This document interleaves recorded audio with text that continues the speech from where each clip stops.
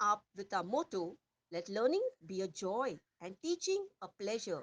Here we are with a remote teaching and learning process to bridge the gap. Happy learning, students. Hello, dear students.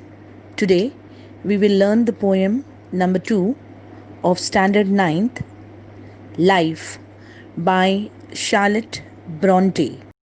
In this poem, the poetess Charlotte Bronte tells us that life is not a dream, it is a pleasant day.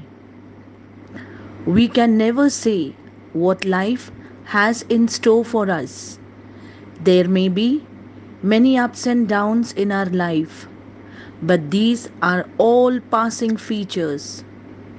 It is rightly said, if you want to see the day, you have to pass through the night. Here, day symbolizes joy and the night symbolizes sorrow. We must never give up hope, but use it to go ahead in life. For example, the situation we are all now in due to this coronavirus. We should have a positive view of life. The poem Life is motivating and optimistic, which encourages us to have a positive view of life. Now, let us read the poem. Students will take down the meanings of the difficult words, various poetic devices, figures of speech, rhyme scheme, rhyming words, and so on. Life, believe, is not a dream, so dark as sages say. Oft a little morning rain foretells a pleasant day. Sometimes there are clouds of gloom, but these are transient all. If the Shah will make the roses bloom, oh, why lament its fall? In the first and the second stanzas, the poetess takes a positive view of life. Life is a beautiful dream, not a dark one. It has its turns of joys and sorrows. Sometimes there are clouds of gloom. Here, clouds of glooms means problems. They are short lived and temporary. A little shower of rain makes the flowers bloom. So, at the end of the day, if the flowers fall off, why should we be sad? By its presence, it has caused happiness in everyone's life. So, here, students, we should be like the flower and spread happiness in others' life. The difficult words in these stanzas are, you can note it down, oft, which means often. The next word you can see, transient, and it means temporary. The third word, lament, which means to express grief. Grief means, you can say, to express sorrow. The next word, foretells, and it means to predict. Rapidly, merrily, life's sunny hours flit by. Gratefully, cheerily, enjoy them as they fly. What though death at times steps in and calls our best away? What though sorrow seems to win, or hope a heavy sway? Here, sunny hours means joyful times. Nothing is permanent in life. Time passes by very quickly. We should accept things gratefully and enjoy every moment of life. Just as we experience happiness, sorrow is also a part of our life. Death separates us from people we love the most. So, if you look into the stanza, here it means calls our best away. Death separates us from the people we love the most. And so here it is written, calls our best away. Sometimes sorrow seems to win over happiness, yet we must never give up.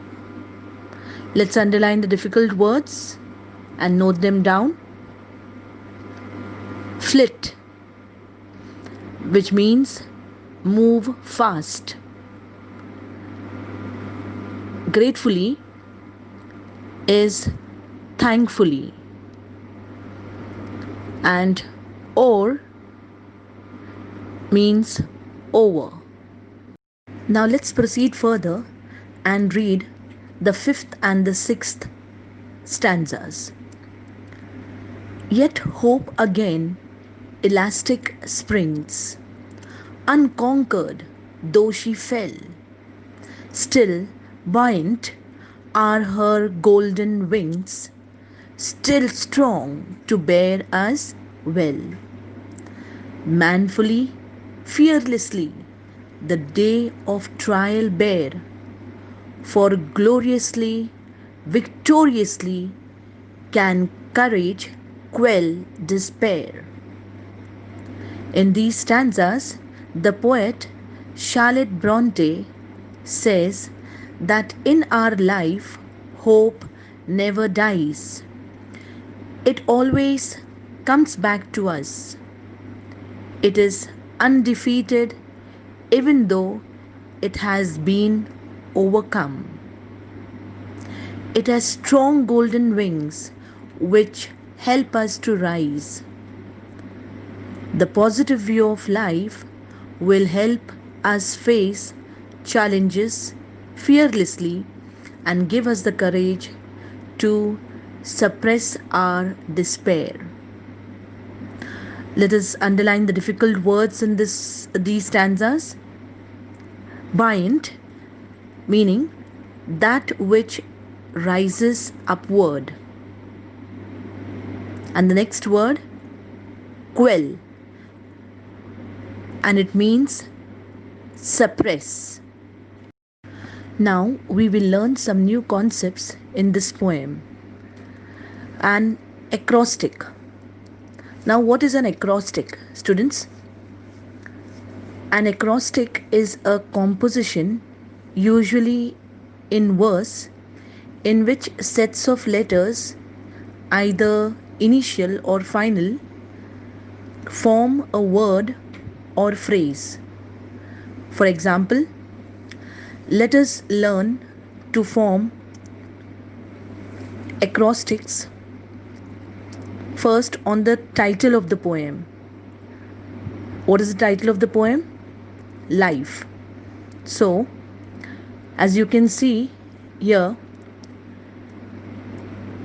life, the first letter L. So, it can be used as lost, I, innocence, F, found, E, experience. So the first letters of all these words, when you sum it up together, it is life. The second word, as you can see, in the first word, M is highlighted, motivating, O, organized, T, talented, H, honest, or here you can write hardworking, H for hardworking, E, emotional. You can also say encouraging. And the last word, reliable. So if you take the first letters of all these words, you have Mother. And these words describe mother. So this kind of a verse making or a composition is called as an acrostic. Let us see the rhyme scheme of the first stanza. It is AB, CB. And the second stanza, AB, AB. Similarly, students, you can find out the rhyme scheme of the remaining stanzas. Some rhyming words in the poem which are used: say, day, gloom, bloom, all, fall, etc. Finally, we look into the figures of speech. The first one, oh, why lament its fall? Now, what is the figure of speech over here? Yes, it's an interrogation. Here, a rhetorical question is asked for a better poetic effect. What is a rhetorical question? A rhetorical question is a question which does not expect any answer. It is only used in poetry for a better poetic effect. The second line in this poem, from this poem, you can take, what though death at times steps in? What is the figure of speech over here? Can it be personification? Yes, it is. Personification. Here, death is personified. An abstract idea, death, is given a human quality.